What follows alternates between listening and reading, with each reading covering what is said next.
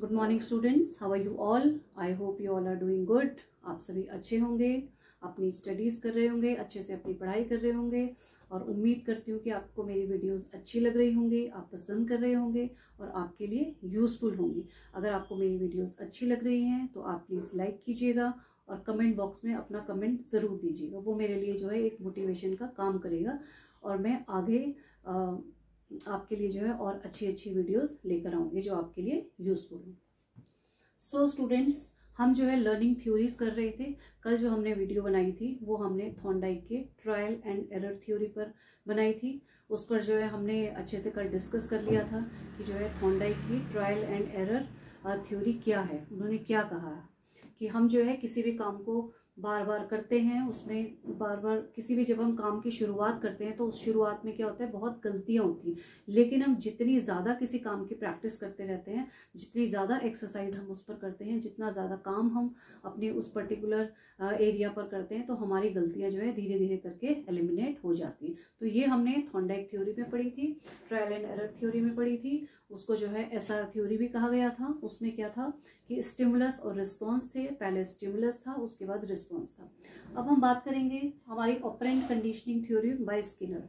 Skinner जो है हमारे one of the most important psychologist हैं, जिन्होंने की जो थॉर्नडाइक के लॉज हैं, प्राइमरी लॉज और सेकेंडरी लॉज हैं। तो मैं बता दूं आपको कि जो थॉर्नडाइक ने, थोड़ा सा हमें पीछे जाना पड़ेगा, थॉर्नडाइक ने जो 3 लॉ बताए थे, पहला लॉ था वो भी प्राइमरी लॉज। पहला लॉ था उनका लॉ ऑफ इफेक्ट, दूसरा लॉ जो था उनका लॉ ऑफ रेडीनेस और तीसरा लॉ जो था उनका लॉ ऑफ एक्सरसाइज था।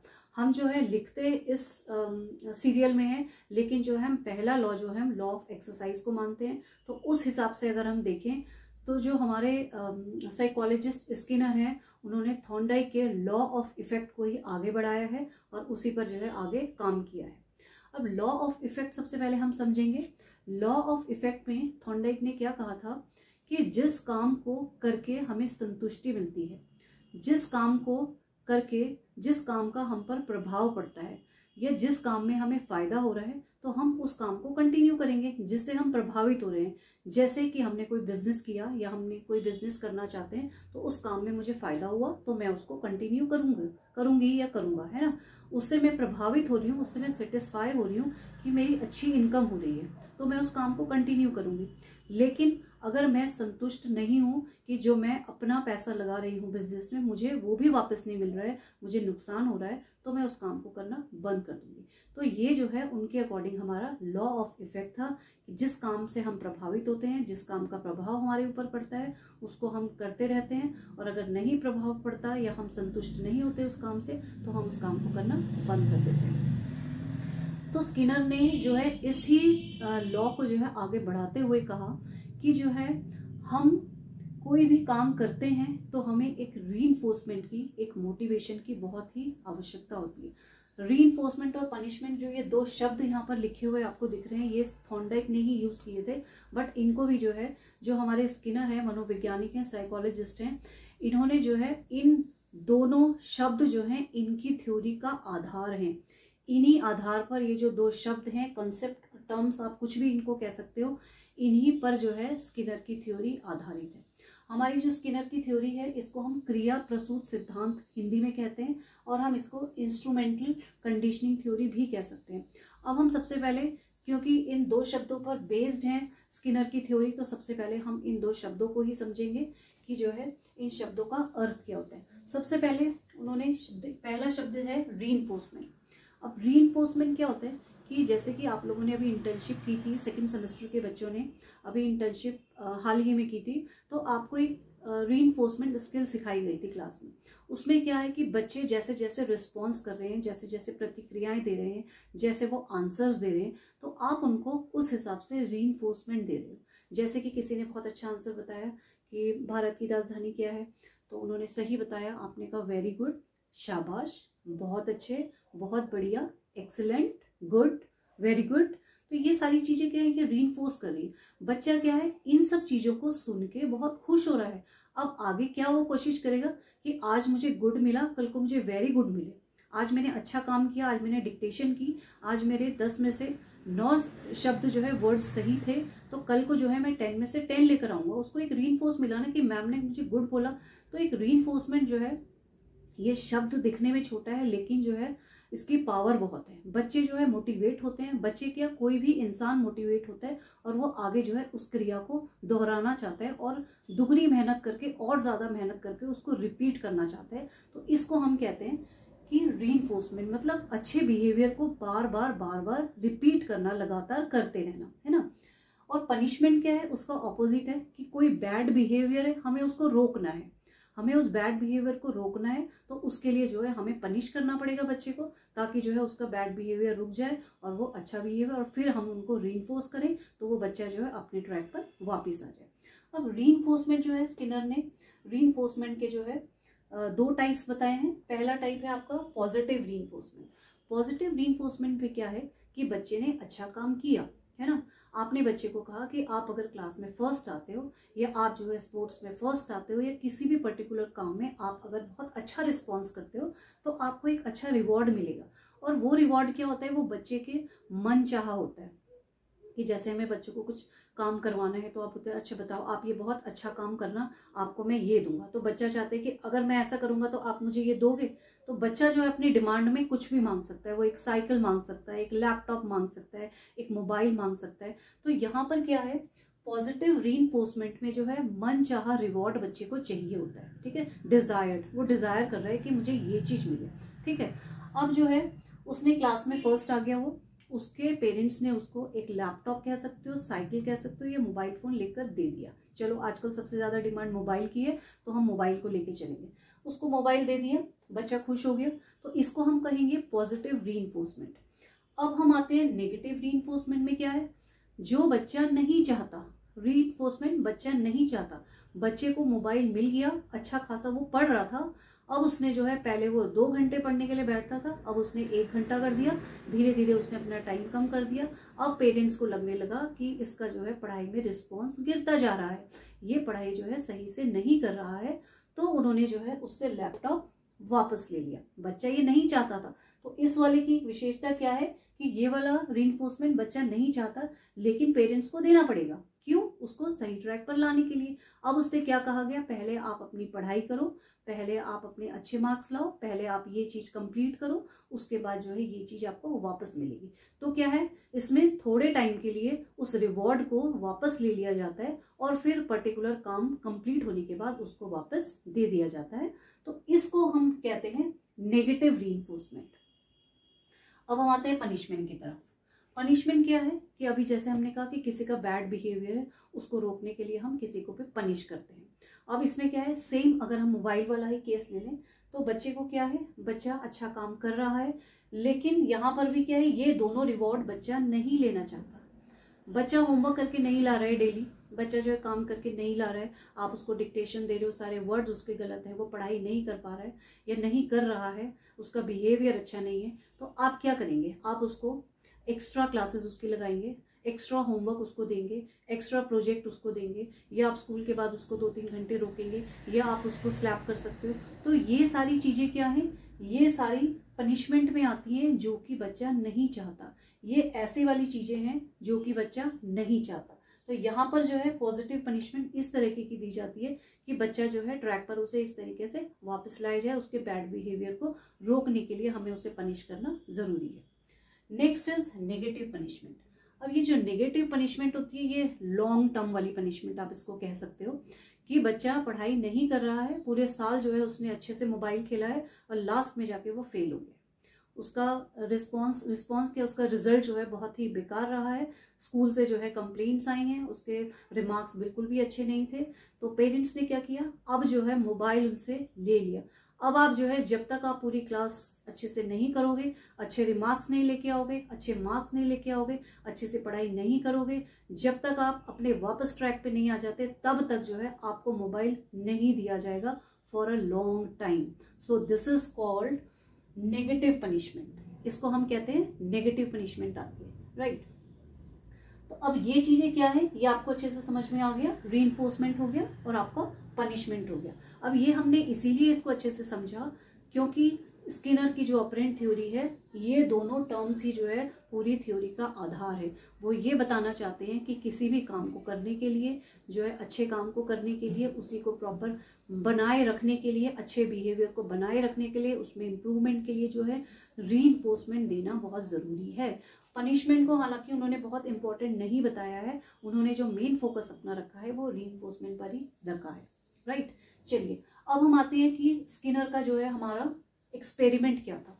स्किनर का एक्सपेरिमेंट था हमारा, एक उन्होंने केज लिया है, जैसे कि हमने कल थॉर्नडाइक की थ्योरी में भी लिया था, जिसमें कि कैट थी और कैट के सामने जो है कल एक फिश रखी थी, है ना। तो कैट को, लेकिन दोनों में डिफरेंस आप समझना, कैट के सामने फिश रखी थी जो कि उसको दिखाई दे रही थी, ठीक।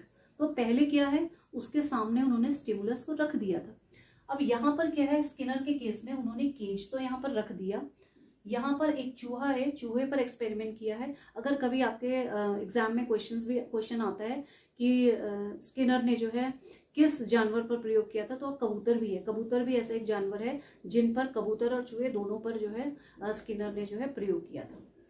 तो स्किनर ने क्या किया, यहाँ पर एक बॉक्स रखा, वहां पर एक चूहा है, अब वो चूहे को अंदर बंद कर दिया। अब चूहा ऐसा प्राणी तो नहीं है कि वो उछल कूद ना करे, है ना। तो वहां पर एक लीवर भी है और वहां पर एक लाइट भी है। अब उसका खाना जो है पिंजरे के बाहर जो है कहीं ये बॉक्स में है, जिसका कनेक्शन की अंदर आपके केज से है, जो कि दिखाई दे रहा है। अब सबसे पहले एक्सपेरिमेंट क्या किया, जब उसको बंद कर दिया गया, भूखा था, तो जब वो भूखा था तो वो दौड़ रहा है, भाग रहा है, खूब कूद फाद मचा रहा है। तो कूदते कूदते चूहे का पैर जो है अचानक से लीवर पर पड़ता है, खट से आवाज आती है, लाइट जल जाती है रेड कलर की, या आप कह सकते हैं कि पहले लाइट जलती है या पहले लीवर दबता है, दोनों में से आप कुछ भी समझ सकते हैं इसको। या पहले लीवर दबा तो रेड कलर की लाइट जली, और लाइट जलते ही जो है डिस्पेंसर, नीचे एक फूड डिस्पेंसर लगा था, या आप कह सकते हैं जो उसके आगे एक प्लेट रखी हुई थी, उसमें जो है खाना आ जाता है, ठीक है। तो ये एक्सपेरिमेंट जो है कई बार दोहराया गया। अब चूहे को क्या हुआ, धीरे धीरे, जैसे कि हमने थॉर्नडाइक में पढ़ा था कि trial and error, bar bar try किया और धीरे धीरे जो है उसकी गलतियां एलिमिनेट होती गई।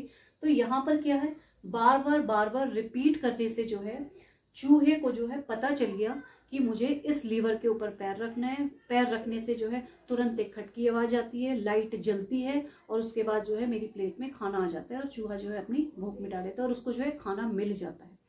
तो इसमें क्या है, अगर हम थॉर्नडाइक वाली थ्योरी देखें तो उसमें जो है पहले हमें स्टिमुलस किसको कह रहे हैं, कोई चीज जो कि मोटिवेट करिए, गोल जो है। तो यहाँ पे तो दिखाई नहीं दे रहा है, लेकिन स्टिमुलस पहले था, क्योंकि थॉर्नडाइक की थ्योरी जो है हमने उसको एसआर थ्योरी भी, SR bond theory, SR theory भी हमने कही थी। लेकिन यहाँ पर स्किनर ने क्या कहा है कि नहीं, पहले जो है स्टिमुलस नहीं है, पहले रिस्पॉन्स है। किसी भी व्यक्ति को, चलिए पहले हम अगर चूहे की बात करें तो पहले चूहा रिस्पॉन्स करेगा। जब चूहे ने रिस्पॉन्स करा, बहुत देर तक कूदा, धीरे धीरे करके उसको पता चला कि खाना इस तरीके से आता है, तो बहुत सारे एक्सपेरिमेंट के बाद जो है अब चूहा सीख जाता है कि यहाँ पर जो है मेरा पैर पड़ता है और इस तरीके से जो है मुझे खाना मिल जाता है। तो क्या हुआ, यहाँ पर पहले मेन चीज ध्यान करने के लिए, ये मेन चीज जो है कि पहले यहाँ पर रिस्पॉन्स हुआ, चूहे ने क्रियाएं की, प्रतिक्रियाएं करी, कूदा फादा, तब जाके उसको खाना मिला। उसने बहुत प्रयास किए, बहुत सारे टाइम जो है एक्सपेरिमेंट किए गए, तो उसके प्रयास बहुत ज्यादा थे, और तब जाके बहुत टाइम बाद जो है उसने ये सीखा कि जो है मुझे खाना किस तरीके से मिलेगा, स्टिमुलस या गोल किस तरीके से मुझे मिला, है ना। तो लेकिन जो हमारी कल हमने थॉर्नडाइक की ट्रायल एंड एरर थ्योरी पढ़ी थी, उसमें क्या था, एसआर का क्या मतलब है कि पहले स्टिमुलस दिखा दिया जाता है कि ये आपका स्टिमुलस है और इसको आपको जब आप प्रयास करेंगे बार बार तो ये आपको मिल जाएगा। तो यहाँ पर स्किनर का कहना है, जो हमारे मनोवैज्ञानिक हैं, उन्होंने अब बच्चों से या पर्टिकुलर इंडिविजुअल से इसको इस तरीके से जोड़ा है कि जब तक हम काम नहीं करेंगे, जब तक हम पहले कोई क्रिया नहीं करेंगे, तब तक हमारा जो है रिजल्ट जो है हमें अच्छा नहीं मिलेगा, या मिलेगा भी। अच्छे की बात तो तब आएगी जब हम रीइंफोर्समेंट उसमें हम बीच में डालेंगे तो अच्छा या बुरा होगा, लेकिन पहले हमें किसी भी रिजल्ट को मिलने के लिए पहले हमें क्रिया करनी पड़ेगी, उसके बाद हमें रिजल्ट मिलेगा।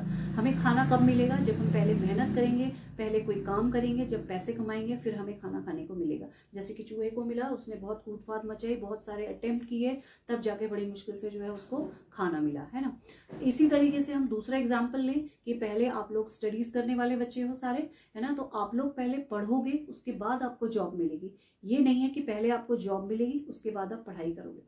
पहले आप मेहनत करोगे अच्छे से, फिर आपका रिजल्ट अच्छा आएगा, है ना। तो बहुत सारी चीजें हैं, बहुत सारे ऐसे एग्जाम्पल्स हैं कि जो है, लेकिन पहले सबका एक ही सार है कि पहले आपको मेहनत करनी पड़ेगी, पहले आपको क्रिया करनी पड़ेगी। इसीलिए इस क्रिया शब्द से ही जो है क्रिया प्रसूत सिद्धांत जो हम कहते हैं स्किनर का, इसीलिए कहते हैं कि पहले क्रिया है, उसके बाद जो है हमारा रिस्पॉन्स या रिजल्ट है।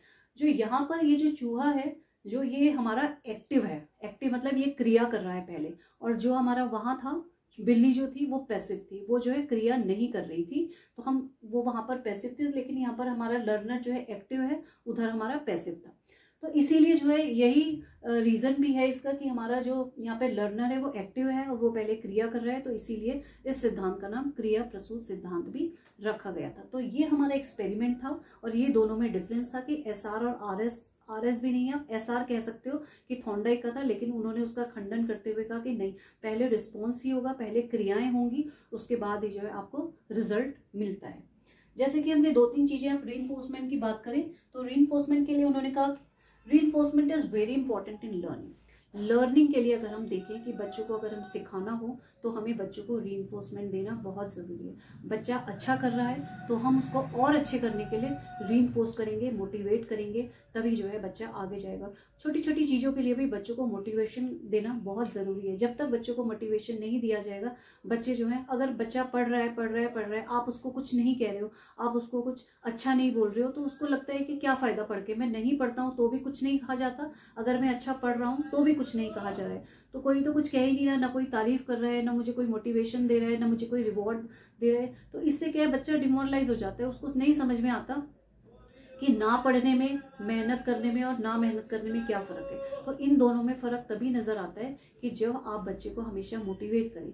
बच्चा काम नहीं कर रहा है, उसको आप मोटिवेट करें, आप पॉजिटिव मोटिवेशन दें, आप नेगेटिव मोटिवेशन दें, आप पॉजिटिव रीइंफोर्समेंट दें, आप नेगेटिव रीइंफोर्समेंट दें, ताकि बच्चा जो है अपने बिहेवियर में चेंजेस ला सके। जो बिहेवियर उसका है, अच्छा बिहेवियर है तो वो और अच्छा बिहेवियर करे। अगर कहीं भी उसके बिहेवियर में चेंजेस आ रहे हैं तो आप उसको रीइंफोर्समेंट दें, ताकि जो है अपने बिहेवियर को वो अच्छा बना सके और जो है आगे अपनी पढ़ाई में या जो भी वो काम कर रहा है उसमें वो इम्प्रूवमेंट कर सके। क्योंकि मोटिवेशन जो है ना, मोटिवेशन इंसान को जो है उसके लक्ष्य तक पहुंचाने में बहुत ही कारगर साबित होता है। अगर आप मोटिवेशन किसी को देते हैं तो आप यकीन मानिएगा कि कोई भी व्यक्ति जो है अपने लक्ष्य तक बहुत जल्दी पहुंच जाता है। दूसरा है will behave again, will behave again है, विल बिहेव वेल। और जब बच्चे को मोटिवेशन मिलता रहता है उसके अच्छे काम के लिए, तो उसमें हमें इम्प्रूवमेंट ही नजर आएगा। आप देखिएगा कि अगर आप किसी बच्चे को मोटिवेट करते रहते हैं, उसे अच्छे काम के लिए उसकी प्रशंसा करेंगे, तारीफ करेंगे और उससे कहें कि आप और अच्छा कर सकते हैं, तो आप देखिएगा उसके बिहेवियर में चेंजेस आते हैं और वो चेंजेस बहुत अच्छे होते हैं। तीसरा है फर्स्ट रिस्पॉन्स और देन स्टिमुलर। इसमें जो है जो स्किनर की थ्योरी है हमारी थॉर्नडाइक से बिल्कुल उल्टी है, क्योंकि उन्होंने एसआर बॉन्ड थ्योरी पर जो है फोकस किया था। लेकिन यहाँ पर क्या है, हमारे जो स्किनर जो है साइकोलॉजिस्ट है, उन्होंने क्या है कि पहले क्रिया है तो पहले हमारा फर्स्ट रिस्पॉन्स है, देन हमारा स्टिमुलस है। पहले क्रिया की जाएगी, उसके बाद जो है हमारा गोल लक्ष्य या स्टिमुलस होगा। Reinforcement received action of target SLA. और जो भी हमारा टारगेट है उसमें तेजी लाता है। जैसे कि मैंने अभी बात करी कि जितना आपको रीइंफोर्समेंट मिलेगा, आपके काम करने की जो एक प्रक्रिया, काम करने की जो स्पीड होगी ना, वो खूब बहुत तेज हो जाएगी और आप बहुत जल्दी अपने टारगेट को अचीव कर लेंगे, राइट। तो स्टूडेंट्स, ये थी हमारी स्किनर की ऑपरेंट कंडीशनिंग थ्योरी। अगर आपको ये अच्छी लगे, आपको ये वीडियो अच्छी लगे, तो आप लाइक कीजिएगा और मुझे कमेंट करके ज़रूर बताइएगा कि कितनी आपके लिए यूजफुल रही और कितनी आपको ये अच्छी लगी। नेक्स्ट थ्योरी जो है हम अगली वीडियो में पढ़ेंगे। तब तक जो है आप इसको अच्छे से देखिए, समझने की कोशिश कीजिए। कहीं पर आपको कोई कन्फ्यूजन होती है तो आप कमेंट बॉक्स में लिख कर दीजिए। Thank you so much.